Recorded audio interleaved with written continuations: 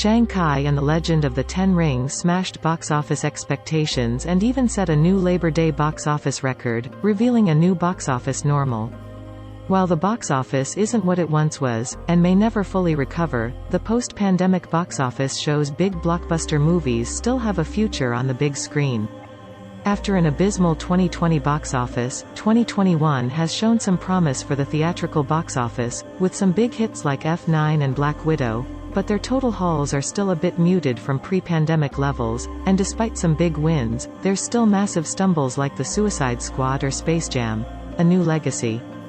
Theater-going had been on the decline for 20 years before the pandemic, so even a full box office recovery would still see diminishing returns.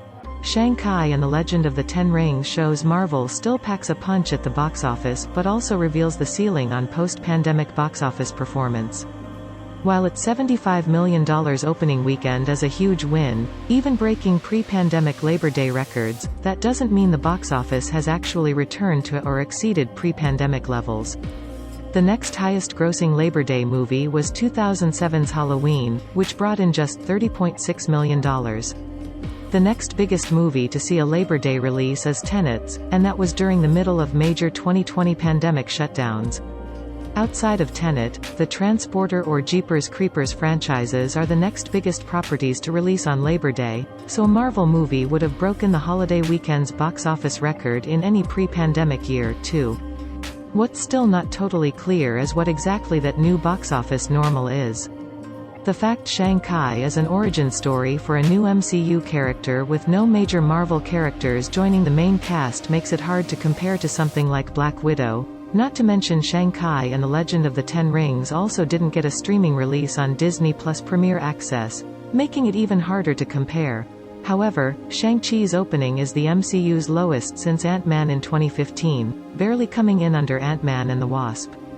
Even without the likely steep second weekend drop, as has been the case for almost every post-pandemic release, Shang-Chi and the Legend of the Ten Rings will likely end up a lower-than-average MCU earner at the box office. Overall, this is still a huge win for Shang-Chi and the Legend of the Ten Rings, Marvel, Disney, and theaters.